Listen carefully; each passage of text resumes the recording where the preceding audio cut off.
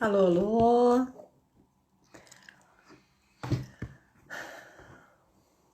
Só esperar que o Bruno entre. O Diogo, doutor Diogo Bruno. Oi, oi. Boa tarde. Ahá. Agora eu vou te convidar.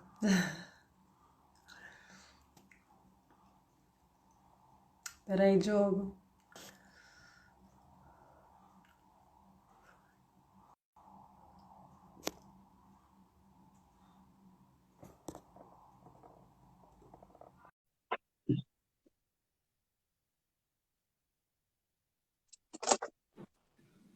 Ahá, e tem oi. Olá, tudo bem? Tudo bem? Tá trabalhando? É isso. Sempre a trabalhar. Aí com a fardinha. Tá de farda, não tá? Exato. Estou de farda. Tá. Este é amarelo canário. Eita, que maravilha. Então, o melhor momento mesmo para conversar, é mesmo agora. Tá Exato. acontecendo aí tem algum parto para agora? Tenho uma senhora que está a entrar. Está a entrar. Ah, é? Então vamos começar, que é para dar tempo, porque senão a gente tem criança aí a aquecer, não é? Não, mas ainda está muito no início, portanto acho que ainda temos tempo. Ah, é? Ai, que bom. Então pronto, olha, vamos começar a conversa então com o obstetra Diogo Bruno. Uhum. É uma pessoa bastante conceituada quando se fala em inversão cefálica externa, é um obstetra que trabalha na linha da humanização do parto, e acho que isso é sempre bom a gente deixar aqui a gente falar sobre isso, né? Porque é tão poucos que a gente tem sempre que levantar a bandeira. Tem gente. Sim, não, mas somos cada vez mais. Somos cada vez mais. E acho que é mesmo isso. Acho que cada vez vai ter mais, acho que cada vez vamos contagiar mais pessoas. Sim. Diogo, conta pra gente como é que foi o teu caminho até aqui, como é que você chegou para a obstetrícia, quem é o Diogo, como é que foi isso tudo? Conta pra gente. Sim, bem, então eu não sou assim, tenho 34 anos, portanto sou especialista, ou seja, sou obstetra e ginecologista desde 2018, porque entretanto tive uma filha, já sabes que já se sabe como é que é, a gente quando tem filhos atrasa um bocadinho as coisas a nível profissional, ainda bem, porque eles só há essa fase uma vez, não há várias. Exatamente. E, portanto, eu fiz a especialidade no Hospital Amadora Sintra, aqui perto de Lisboa, e trabalho neste momento no Restelo, no Hospital São Francisco Xavier, e trabalho também na Clínica de Santo António e na Clínica Amamentos. E durante o internato, portanto, a especialidade faz em Portugal com o internato, que dura 7 anos ao todo. E durante o internato eu passei por vários hospitais, o Garcia de Horta, a Material Alfredo da Costa, o King's College de Londres, o Hospital Vicente das Neves em Granada. Efetivamente deu-me, e felizmente em Portugal o internato está muito formado para a gente ter muitas experiências e deu-me aqui uma bagagem de eu poder ter várias áreas e várias experiências de diferenciação. Pronto, portanto, ao longo deste tempo acabei por me direcionar mais para a medicina materno-fetal e nesse contexto também comecei a perceber, obviamente, assim, desde que eu comecei até agora, houve uma mudança brutal.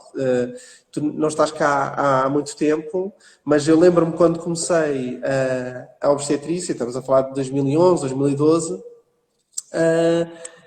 a abordagem às mulheres e, quer dizer, nem se falava praticamente a humanização do parto, não é? As mulheres poderem decidir o que fazer durante a gravidez, o parto, o pós-parto, o pré-conceição, a pré-conceição, quer dizer, isso era coisas que não se discutia de todo.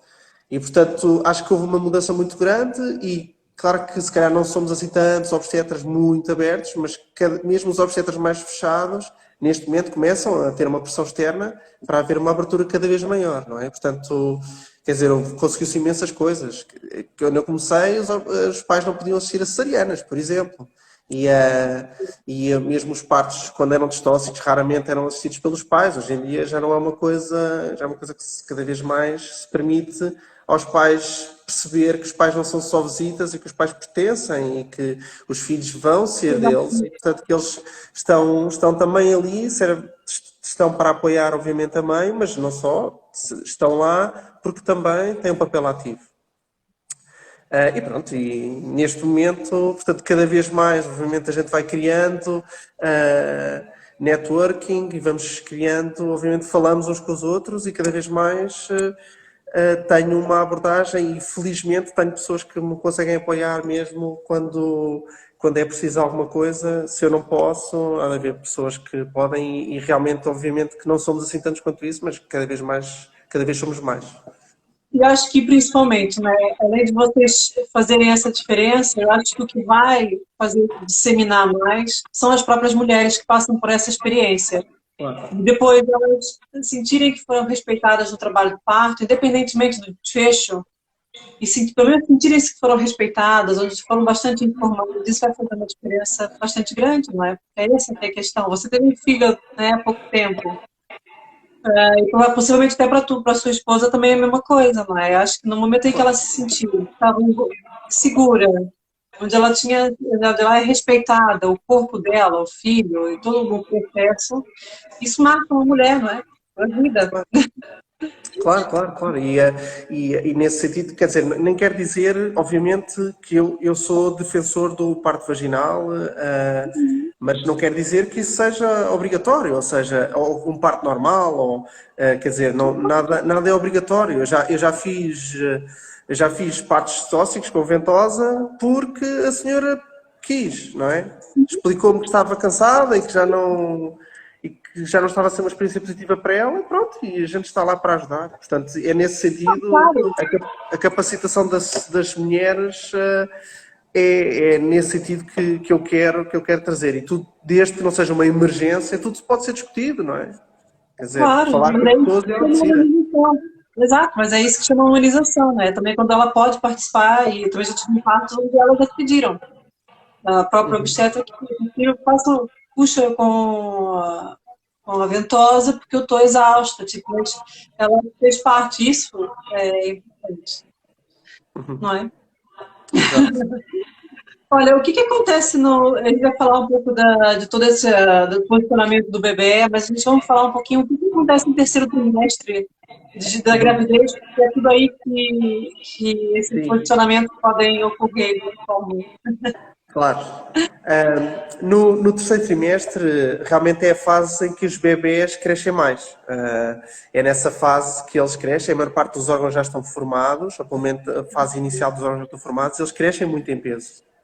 E, portanto, é nessa fase, até o final da gravidez, em que as mães começam a sentir mais os pontapés, os soluços dos bebés, e nós consideramos o terceiro trimestre que se inicia às 28 semanas da gravidez. Pronto. Exato. Claro que os órgãos vão sempre formando, ou seja, há órgãos, por exemplo, o cérebro é um órgão que tem uma diferenciação muito grande e há alterações que, obviamente, nós não queremos que aconteçam, mas as alterações normais vão acontecendo ao longo da gravidez e devem ser avaliadas também no terceiro trimestre, quando se faz as ecografias, porque o cérebro está sempre a desenvolver até o final da gravidez.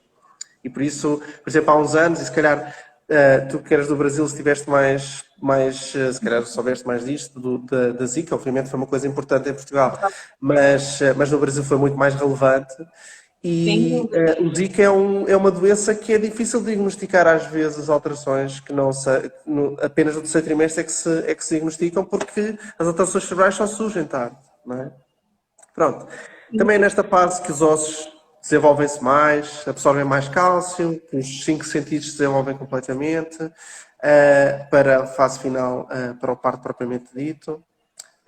E é também nesta fase que os bebés mais frequentemente se colocam de cabeça para baixo, porque a maior parte dos bebés nascem de cabeça para baixo e colocam-se nesta posição porque é uma posição que anatomicamente o útero da mulher facilita ao bebê a tomar essa posição, porque para o bebê ele toma a posição que para ele é mais confortável e como ele começa a crescer muito, fica mais apertado e então mais facilmente toma uma posição em que está de cabeça para baixo.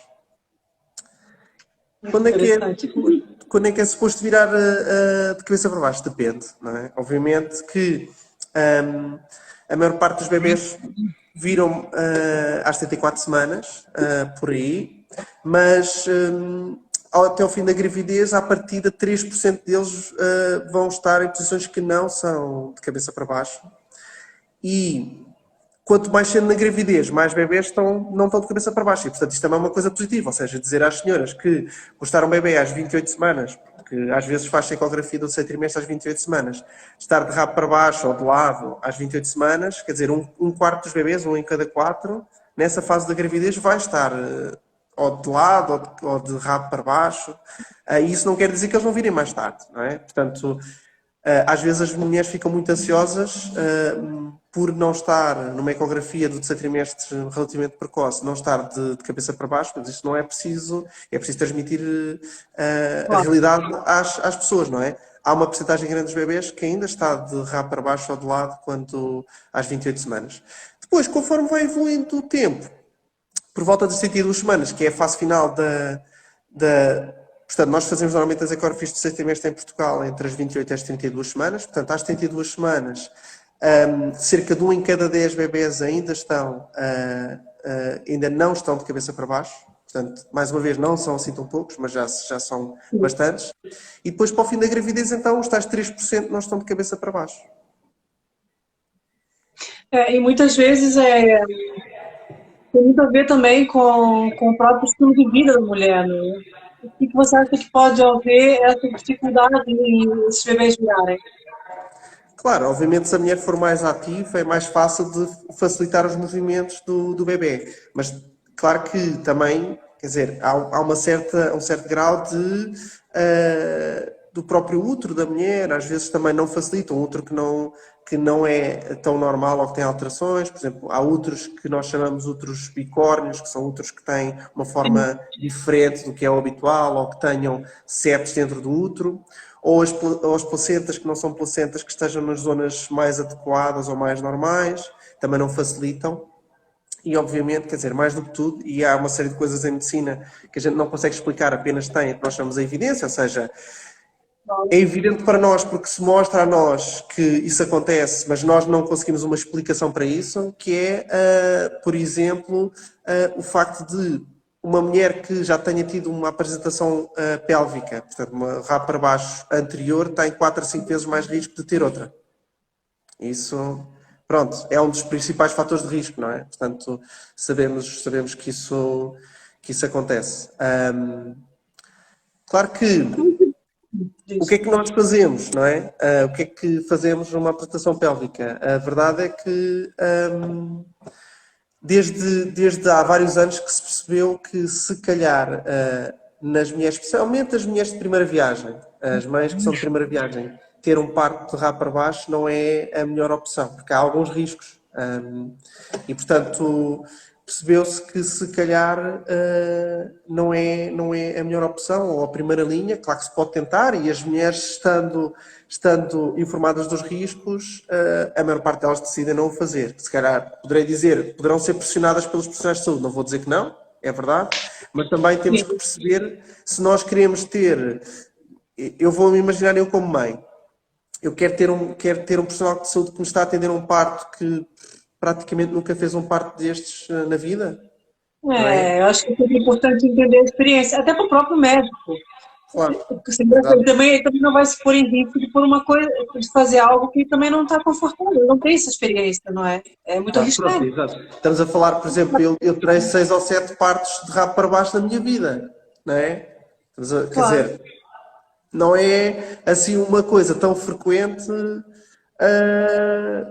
quanto isso. Claro que pode ser seguro, se houver pessoas e há equipas que se direcionam, por exemplo, em Lisboa, o Hospital de Santa Maria tem uma equipa que se direciona para atender partos pélvicos, ok? Portanto, essas pessoas, quando centralizam a experiência, poderão ter experiência e nesse sentido, realmente podem atender um parto pélvico, especialmente se for um parto pélvico com as condições adequadas, e isso tem que ser avaliado. Por exemplo, uma mulher que já teve filhos anteriormente, por via vaginal, em que a posição do bebê é de coxa e não tem as pernas à frente, não é? Quer dizer, Sim. porque, por exemplo, os bebês que estão de pés para baixo, aquilo que vem primeiro para a vagina é os pés, tem o maior risco de uma complicação obstétrica que se chama o colapso do cordão, que é o cordão umbilical Sim.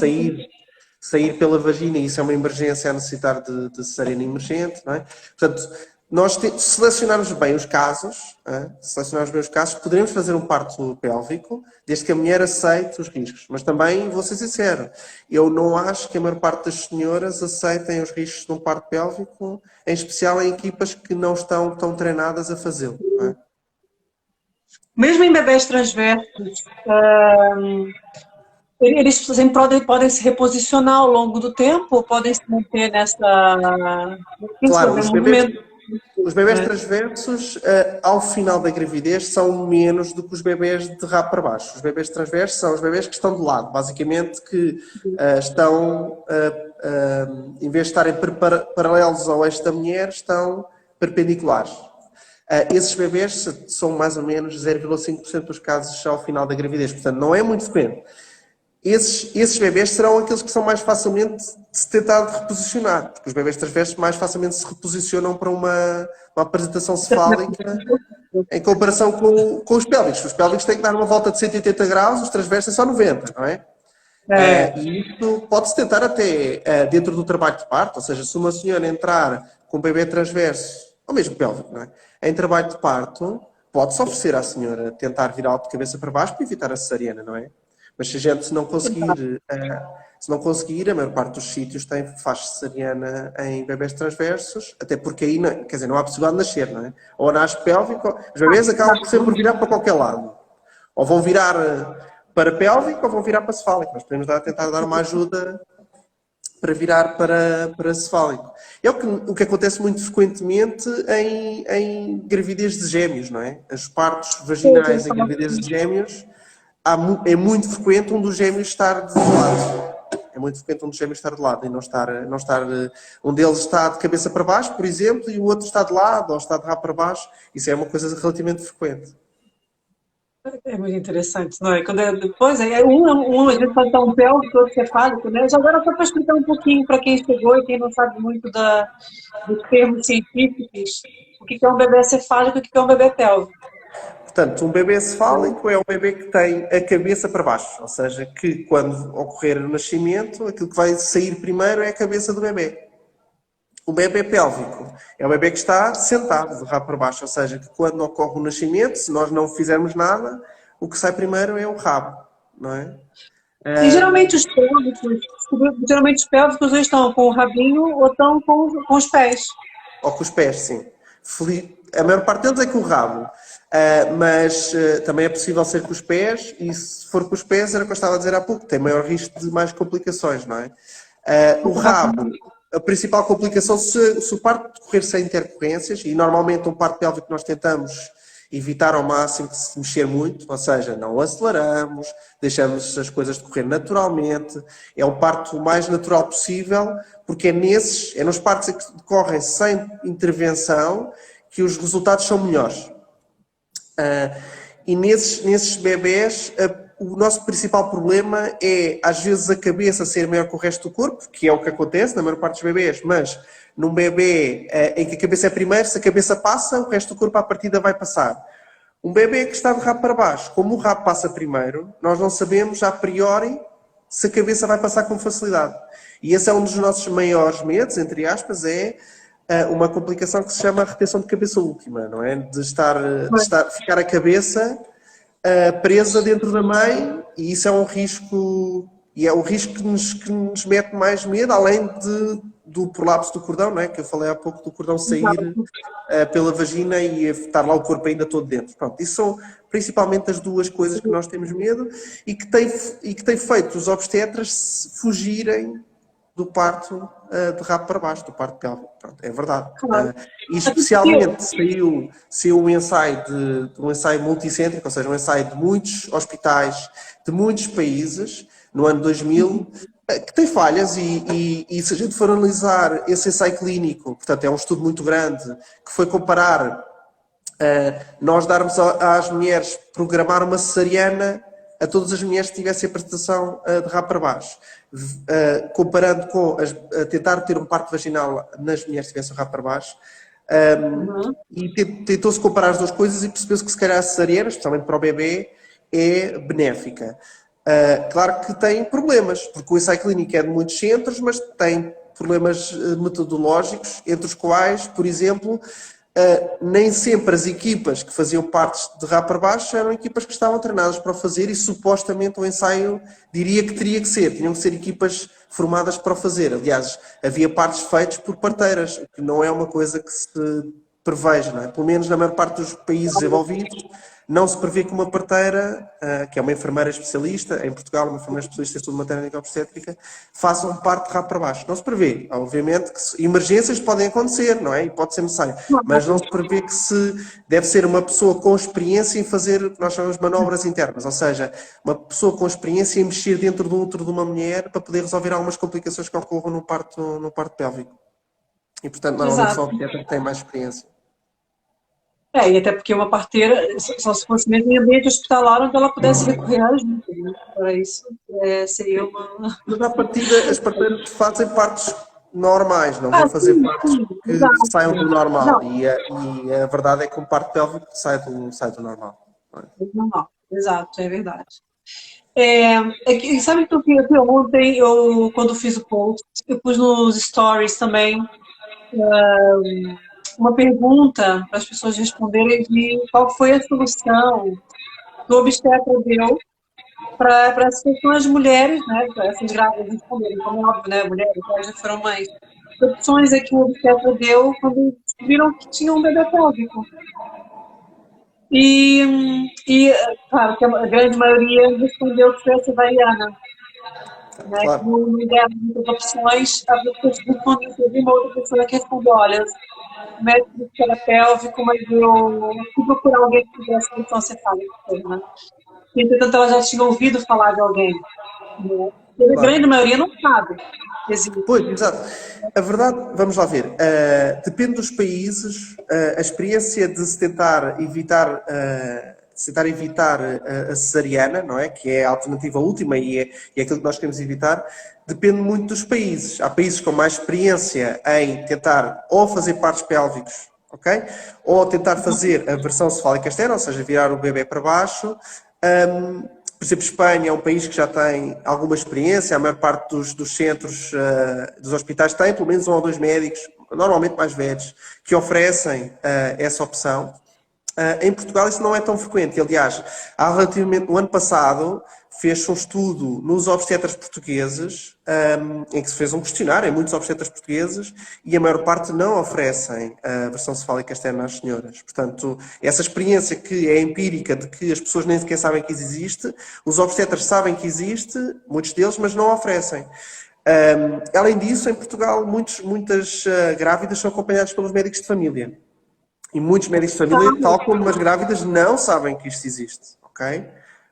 É uma coisa que é totalmente desconhecida, porque eles têm menos experiência, ou seja, o que eles conhecem da obstetrícia é aquilo que são expostos durante a formação pós-graduada, portanto, a formação após o curso de medicina.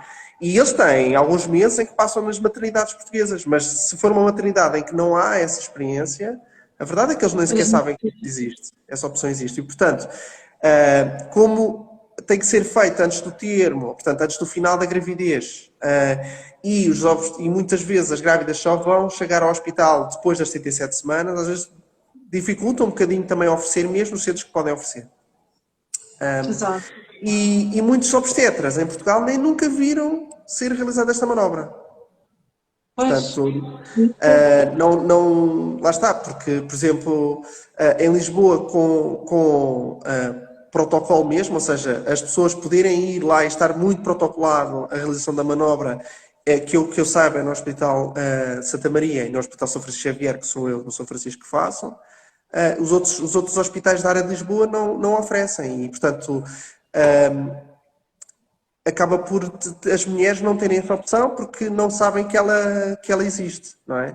Claro que também só atinge uma porcentagem pequena das mulheres, mas ainda assim é uma manobra que pode permitir evitar a cesariana, sabendo que pode haver cesarianas por outras razões, não é? Exato. E é uma pena não se falar nisso. Como é que quem vai virar um especialista na área? Não? É Sim, pena não. e não só, às vezes mesmo que se fale, a maior parte da imagem que os meus colegas têm da manobra é uma imagem negativa. Ou seja, nunca viram e, portanto, parece-lhes eles que é uma coisa um bocadinho selvagem, entre aspas, e eu estou a dizer entre aspas, mas isto foi um adjetivo que já me foi dado por um colega meu a eu falar sobre a manobra. Portanto, é uma coisa que acaba por não haver, não há uma imagem positiva por parte dos meus colegas, portanto, eles não oferecem e portanto, acaba por não estar muito espalhada. Mas pronto, vamos voltar aqui, que a gente pulou aqui uma. A gente se animou aqui. Quando a gente fala, as pessoas, pronto, respondiam que era cesariana, né, na realidade.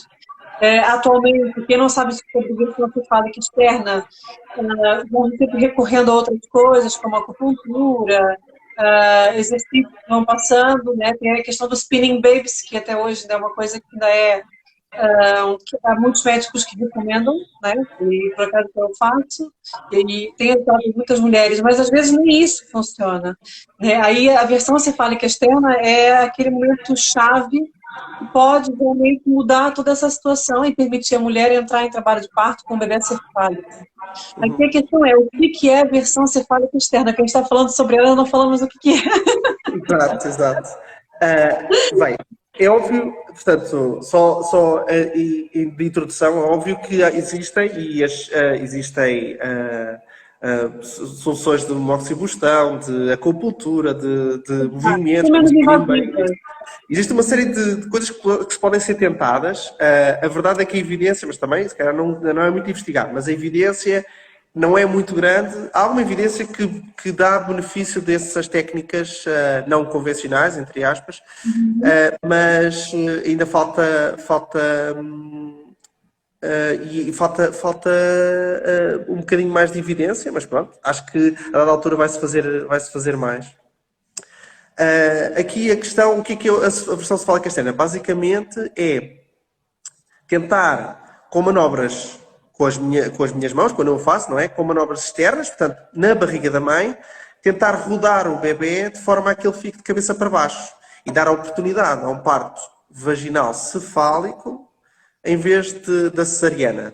É um procedimento relativamente rápido, demora 10 minutos no máximo, às vezes demora 2 minutos, não é? Depende se é fácil ou não é fácil, não é? E nós no procedimento o que nós fazemos é pressionar o rabo do bebê para subir e pressionar a cabeça do bebê para descer. Basicamente é isso. Damos uma cambalhota ao bebê, normalmente uma cambalhota para a frente. Embora também seja possível, uma cambalhota para trás não parece ser tão eficaz, mas às vezes nas mulheres em que ou o ângulo não permite tão facilmente uma cambalhota para a frente, porque há bebês que estão oblíquos, ou seja, que não estão bem nem transversos, nem estão pélvicos, mas estão com um ângulo, exato, e que estão com um ângulo em que, por exemplo, que eu tenho que rodá-lo, se ele está assim, tenho que o rodar a fazer isto tudo. Isto é mais do que 180 graus. E, portanto, às vezes há bebés em que a cambalhota para trás é mais fácil, porque é menos ângulo, ok? Eu no Brasil Pronto. participei de uma versão cefálica externa e, né, e é bem interessante. Não é assim, não é selvagem Sim. e realmente é uma solução muito boa. Mas aí Sim, fala a maior parte das senhoras não tem dor a realizar e, portanto, eu faço o procedimento sem anestesia, embora há colegas que façam com anestesia, eu gosto de fazer sem anestesia porque se eu estiver a fazer muita força e a mulher sentir dor, eu vou parar, porque estou a fazer força demais. Portanto, é uma forma de eu saber que não estou a fazer força demais para aquela gravidez. E nós tentamos, se à primeira vez não conseguir virar, tento até 3 vezes, com alguns intervalos, e vamos sempre controlado com a ecografia os batimentos cardíacos do bebê para ver se os batimentos estão bem. E antes de fazer esta manobra, o que nós fazemos frequentemente é dar medicação que relaxa o útero. Há medicações que nós podemos fazer para o útero ficar mais mole, para o útero contrair menos, porque o útero tem tendência a reagir quando eu estou a pressioná-lo para virar o bebê.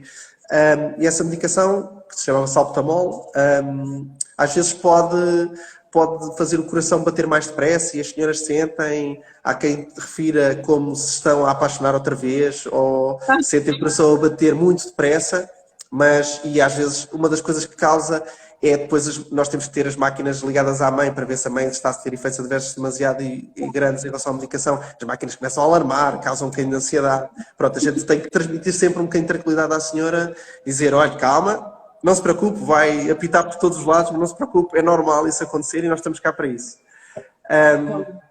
E quando é que se faz esta manobra? Normalmente, num primeiro filho, eu faço por volta das 36 semanas. Num segundo filho, ou mais, eu faço por volta das 37 semanas. Assim, um limite inferior. Isto porquê? Porque queremos que a manobra seja precoce o suficiente, ou seja, cedo o suficiente, para ser mais fácil mexer o bebê, porque quanto mais avança na gravidez, mais o bebê está maior, mais peso tem, mais difícil é de mexer. Mas também não ser muito tarde, não ser muito cedo, quero dizer, e se houver necessidade de haver um parto imediato, porque é um dos riscos, e isso é uma coisa que nós vamos já falar, não ser um parto que seja muito prematuro, não é? Portanto, às 36 semanas é prematuro, mas é um prematuro que nós chamamos de prematuro tardio, no sentido de que é quase de termo. Às 37 semanas é de termo, ainda assim, temos que dizer às senhoras que se houver um parto naquele momento, ter 37 semanas não é a mesma coisa de ter 39. Ou seja, os bebés têm maior risco de resultados negativos, ou seja, de internamento nos cuidados intensivos, de precisar de apoio da neonatologia. Claro que, obviamente, quando é de termo, o risco é menor, mas não vamos dizer que é zero, não é? O risco é maior do que se fosse às 39 semanas. E, portanto, de qualquer das formas, pode ser feita. Ou seja, isto é a altura ideal no sentido em que é o tempo que nós achamos que é ideal para fazer, que é, em termos de risco versus benefício. Claro que com menos eficácia. Portanto, quanto mais tarde for, menos eficaz é o procedimento, potencialmente, mas também podemos fazê-lo a qualquer altura. Eu já fiz versões cefálicas às 40 semanas. E, portanto... Claro, é uma coisa que depende das senhoras. E há senhoras que têm, por exemplo, já não é a primeira que me acontece, que vem com diminuição dos movimentos do bebê. É uma das queixas engraçadas. É uma queixa engraçada, porque normalmente não é nada, mas é um sinal de alarme e que as pessoas têm que ir à urgência. Mas já não é a primeira vez que a diminuição dos movimentos do bebê basicamente é um bebê que estava de cabeça para baixo, que vira de rabo para baixo e a mãe sente diferente e acha que o bebê está a mexer menos, quando o que aconteceu foi que o bebê virou de rabo para baixo.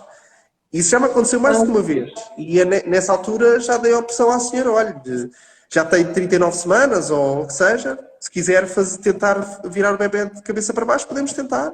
Explico, claro que as pessoas nem sequer sabem que isso existe, não é? Aqui vão lá completamente, vão à urgência porque o bebê mexe menos e eu dou-lhe a opção de virar o bebê para baixo, ou seja, é uma coisa, acaba por acontecer assim um bocado ao calhas e por sorte, mas já tem acontecido mais do que uma vez. Engraçado, mas mesmo, sabe uma coisa que eu continuo pensando aqui, mesmo quando os teus colegas, estou voltando um pouquinho atrás, acho, teve até uma pessoa que comentou que fez a versão cefálica externa com você e que ela mesmo dentro do hospital tinha ouvido que era algo selvagem, a própria grávida, está aqui, foi uma grávida, uma mãe que escreveu aqui.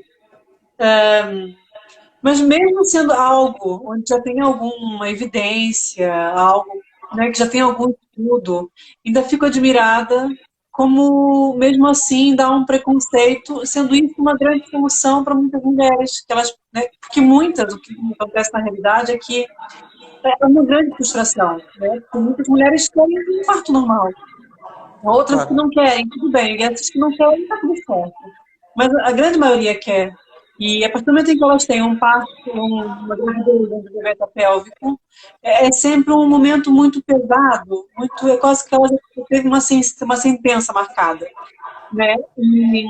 O que sabe o que me dá uma coisa que me custa bastante? É que, além da sentença da cesariana, geralmente é sempre uma cesariana que é eletiva, né? Que é com hora marcada.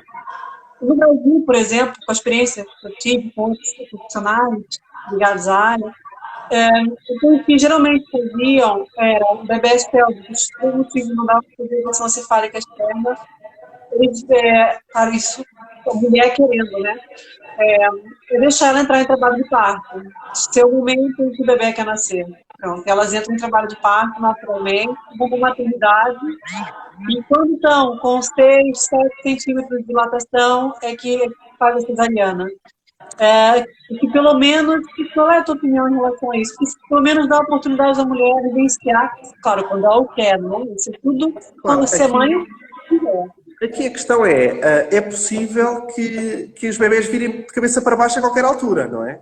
Ou seja, não é Sem dúvida. provável, mas é possível que um bebê entre as 39 e as 40 vire de cabeça para baixo. E a maior parte das cesarianas são marcadas eletivamente para as 39. Ok. Isso é verdade. Pois. E, portanto, e não é uma atitude que eu não tenha, ok? Portanto, Ah, eu agendo se a mulher não quiser uma versão, ou se a versão não for eficaz, eu agendo a cesariana para as 39 semanas. E isto porquê? Porque, claro que pronto, é sempre sujeito a consentimento informado, mas a cesariana em trabalho de parto tem maior risco do que uma cesariana eletiva. ah, Principalmente para a mulher. Principalmente para a mulher. Tem maior risco de infecção, maior risco de trombose das pernas, maior risco de tromboembolismo pulmonar, ou seja, de coágulos que vão para os pulmões. quando está em trabalho de parto. Quando está em trabalho de parto, tem maior risco de infecção. Por causa disso, quando nós podemos agendar cesarianas, agendamos cesarianas. E além disso, isso é uma coisa, por um lado. E depois também é outra coisa que é, se nós pudermos agendar a cesariana para uma hora com uma equipa programada, é diferente de entrar de urgência para fazer uma cesariana. No sentido em que nós estamos mais frescos, não é? E é frequente em Portugal os médicos estarem 24 horas de urgência. Fazer uma cesariana às 4 da manhã, depois de estar 20 horas a trabalhar, não é a mesma coisa de fazer uma cesariana 1 ou 2 horas depois de estar a começar a trabalhar. É diferente, não é? Portanto, a atenção que nós podemos ter é diferente.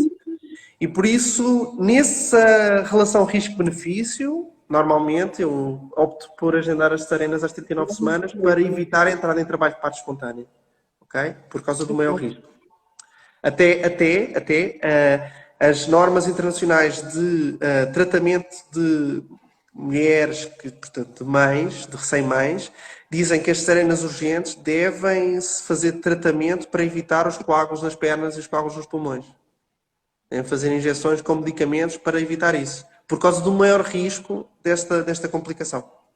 Por isso, lá está. É sempre pesar as coisas e pronto, e as mães têm que optar. De qualquer das formas, e estamos a falar dos riscos da cesariana, mas também, obviamente, a versão também tem riscos, não é? E as mães têm que aceitar os riscos da versão cefálica externa. E há mães que não aceitam, não é a primeira nem a segunda que eu não consigo, que lhes ofereço e que elas acham que não é a melhor opção para elas e preferem marcar cesariana porque se calhar também não é uma coisa que toda a gente faça e portanto também não estão tão expostas e de repente há uma opção que lhes é dada mas que elas nunca ouviram falar e portanto têm medo do desconhecido, por um lado, não vou dizer que não, mas depois também não aceitam os riscos. E que riscos é que existem? Ora, em uma pequena percentagem, cerca de 3% dos casos, existe uma desaceleração, ou seja, o bebê começa a bater mais devagar, o coração, que depois recupera. Ou seja, é uma desaceleração que se nós vemos no CTG ou vemos na ecografia e que passado um bocadinho o bebê recupera e que não tem problemas de maior. Ou seja, acontece, é um efeito que nós temos que dizer e que é um risco que pode acontecer, mas que não está associado a problemas a longo prazo. Depois outra coisa que é relativamente frequente, estamos sempre a falar de poucas percentagens, mas 3 a 4% dos bebés, depois de serem virados de cabeça para baixo, podem virar outra vez de rabo para baixo. Okay. Outra vez. Está bem? Pronto. Exato, não é? Depois, também temos que perceber que a manobra só é eficaz em 50% dos casos, aproximadamente. A minha taxa está entre os 50% e os 60%. Mas pronto, o que está descrito internacionalmente é cerca de 50%. E, portanto, a senhora tem que aceitar que é tipo mandar uma moeda ao ar, no sentido em que algumas vai dar, outras não vai dar. E portanto, está-se a expor ao procedimento, sendo que a eficácia dele não é muito elevada, não é? 50% não é uma eficácia muito elevada. É verdade, não vou dizer que as pessoas têm que vão lá e acaba por ser uma frustração, não é? As pessoas tentarem investir e depois acaba por não se conseguir. Pronto. É uma das coisas. Depois, outra coisa que não tem a ver com o procedimento propriamente dito, mas nós não podemos dizer que todas as mulheres que a gente consiga virar para baixo vão acabar em parto vaginal, não é?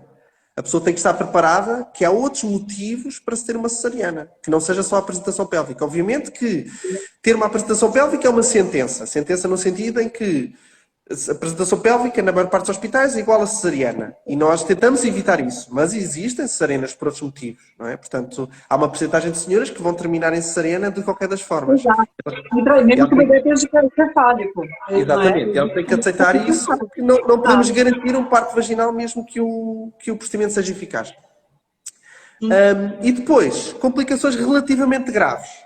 Pronto, existem descritas em mais ou menos 0,5% dos casos. Portanto, uma em cada 200 mulheres parecem necessitar de cesariana emergente no momento da realização da manobra ou imediatamente após. E por isso é isso que as mães também têm que concordar quando se expõe à manobra. Ou seja, que existe uma pequena probabilidade, a mim nunca me aconteceu pessoalmente, ok? E também digo que dos estudos que existem em Portugal, das séries de versão cefálica externa em Portugal, a taxa desta complicação é muito mais baixa do que isto. Certamente rondará os 0,2%, 0,1%, mas pronto, o que está descrito nos estudos grandes é que esta complicação pode atingir 0,5% dos casos. Não é? Mas essa complicação está relacionada com o quê? Com uma deceleração, por exemplo, do bebê que não passa. Portanto, um bebê começar o coração a bater muito devagar e não passar de bater muito devagar, ou outras vezes também um descolamento da placenta, que é a placenta, pela força que nós fazemos, começar a saltar do útero, e portanto isso também é uma emergência que tem que ser abordada imediatamente. Pronto. Okay. E o descolamento da placenta portanto, uma em cada 4 que tem complicações é um descolamento, 1 em cada 5 que tem complicações é um descolamento da placenta e 4 em cada 5 é uma desaceleração que não para e, portanto, que tem que ser feita cesariana no momento. E, portanto, a resolução destas complicações graves é sempre cesariana. Por isso, a manobra, por mim, é sempre feita numa maternidade. Ou seja, tem que estar disponível uma sala operatória para nós podermos fazer uma cesariana no caso de ser necessário. Nunca foi, espero que não seja nos próximos tempos, mas eu não sei. E as senhoras fazem sempre jejum de 6 horas para sólidos e 2 horas para líquidos, para se necessitarem da cesariana, mais uma vez, poderem imediatamente ir para a sala operatória e poderem fazer a cesariana. É engraçado, porque... O que eu ia falar agora? Fugiu. Não, estávamos a falar, essa questão das garantias, né? Acho que é sempre muito bom deixar sempre muito claro que não existe garantia em nada, né? Absolutamente nada. Mesmo no meu trabalho como doula, isso assim, não é o fato também de ter uma doula que vai ter um parto normal, vaginal, tudo o que for. Pode acabar, obviamente, com uma cesariana, discussões para isso, né? Porque aquela pessoa que diz, não, vai ser um parto normal, vai ter. Isso aqui há uma grande probabilidade, mas existe também as cesarianas intraparto e tá tudo bem.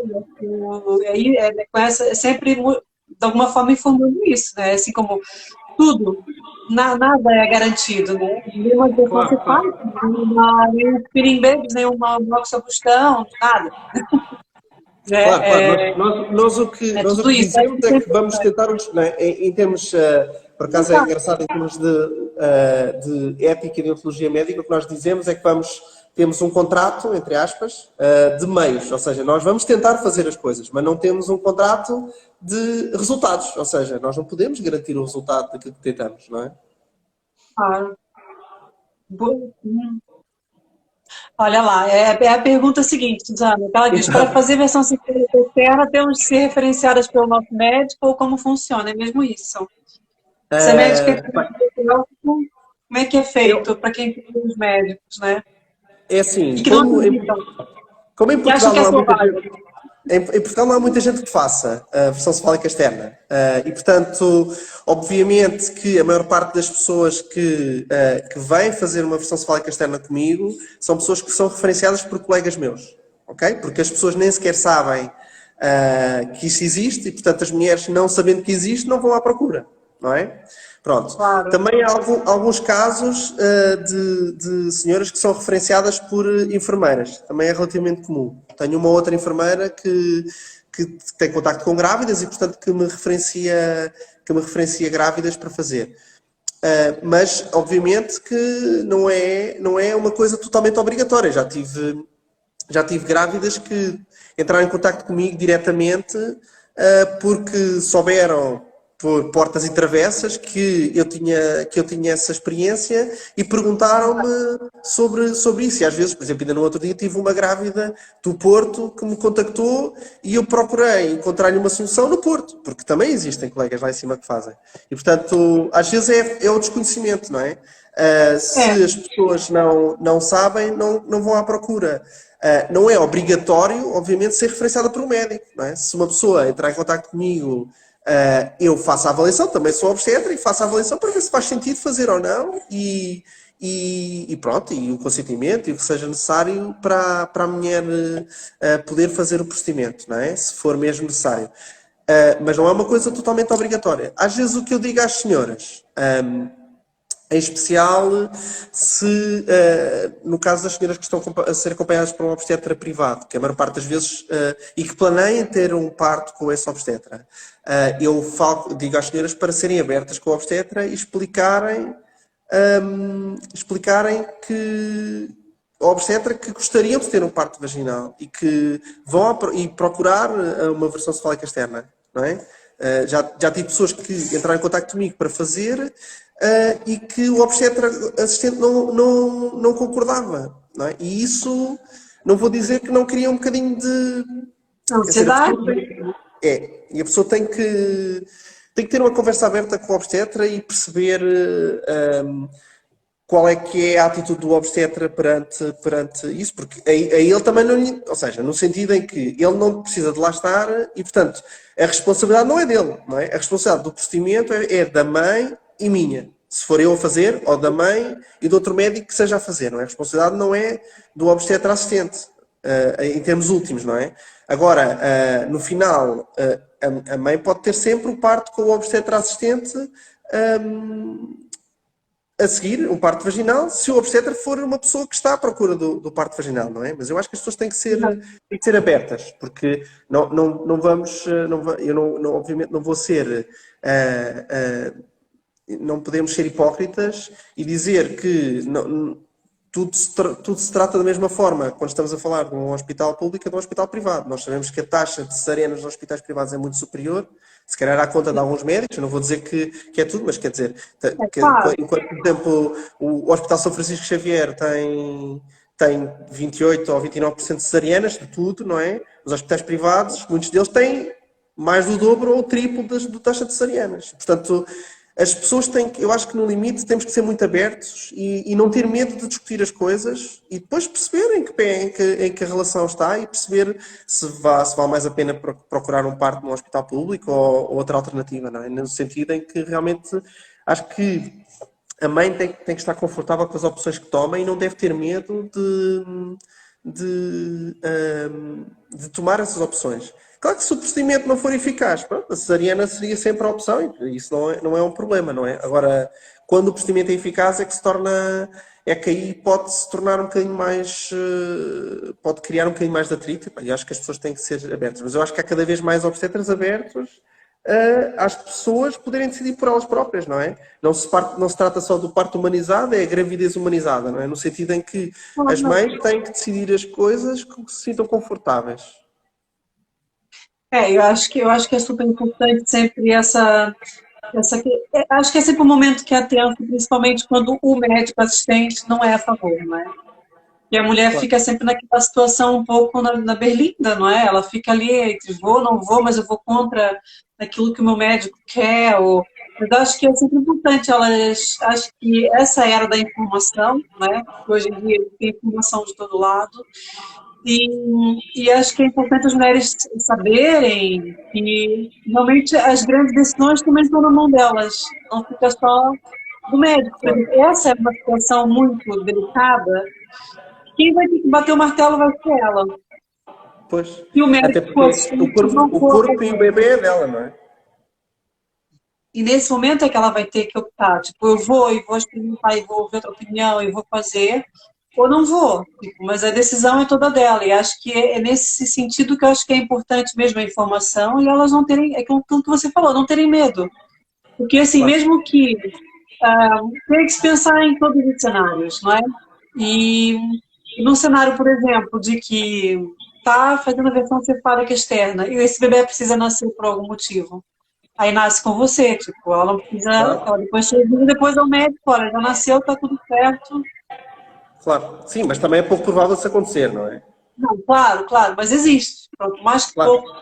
Pronto, a gente sabe que é uma minoria, uma coisa muito baixa, né? Mas tá tudo bem, mas existe. Claro. Pronto.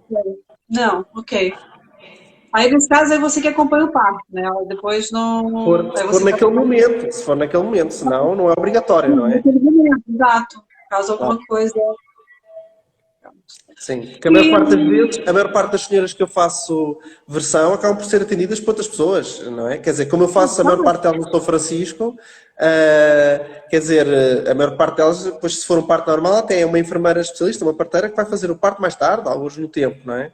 Ainda hoje recebi um e-mail de uma puérpera, não é? Porque já é mãe, que fez um parto em casa no Algarve depois de ter feito uma versão comigo. Ou seja, pronto, isso pode acontecer tudo, não é obrigatoriamente que seja eu. Eu faço o procedimento. A partir claro, daí é a decisão da mãe, não é?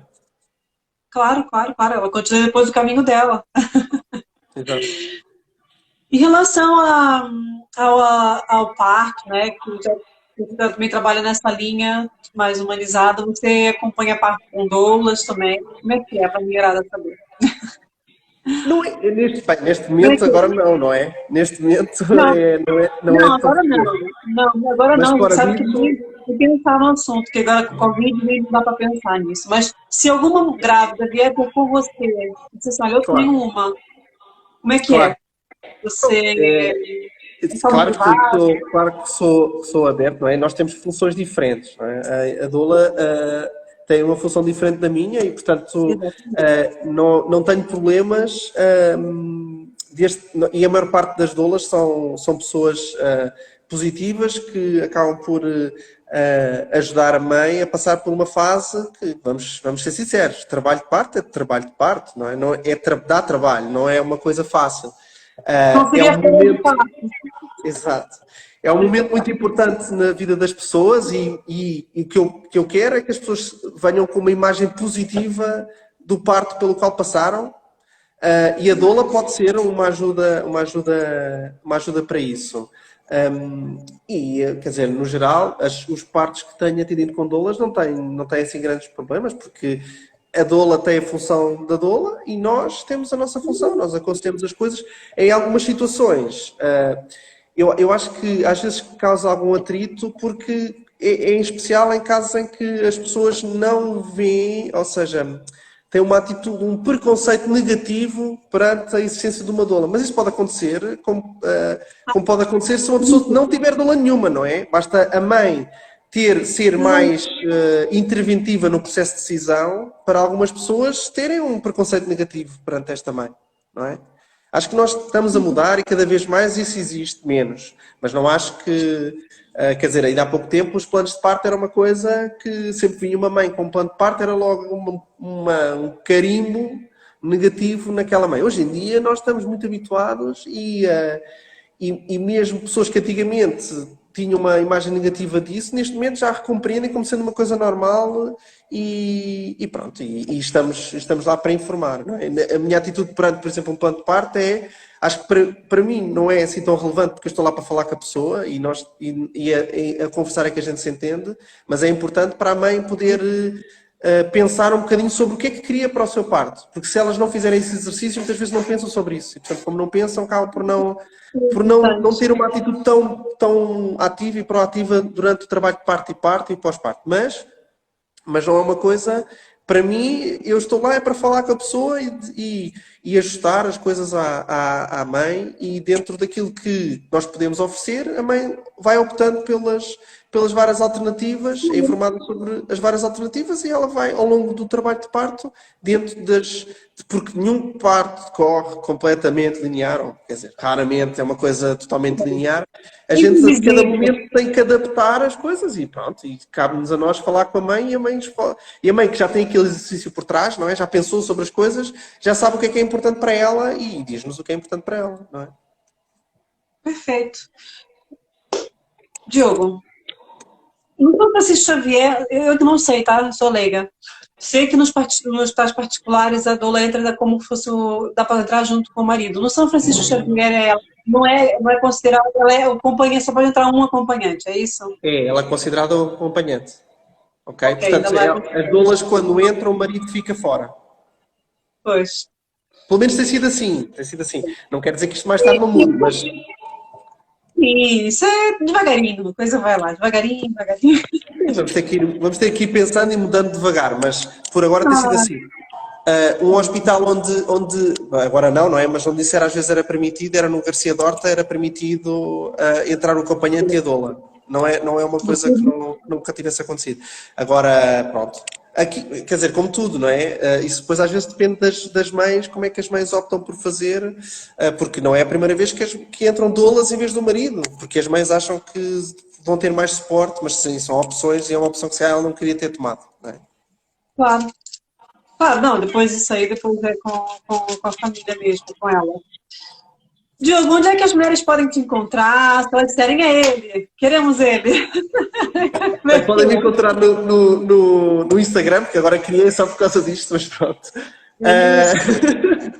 Mas, além disso, em termos de consulta privada, eu faço consultas na Clínica de Santo António, na Reboleira, onde faço os partos também. Nós temos a maternidade, onde estou hoje, né, que estou vestido neste amarelo canário. E também na Clínica Amamentos também faço parto, faço consulta e faço ecografia obstétrica, tal como também pertenço ao DPN da Clínica de Santo António e faço ecografia obstétrica. Portanto, aqui o que acontece comigo é que as grávidas, no geral não é obrigatório, mas as grávidas que eu sigo no privado fazem todo o seguimento, ecografia e consulta comigo. Ok, e depois tem a opção também de São Francisco Xavier nos dias, mas aí só se calhar no teu turno, não é? Sim, tenho muitas grávidas que são seguidas por mim no São Francisco Xavier, não é? Porque eu faço lá a consulta de gravidez de alto risco e faço ecografia obstétrica também.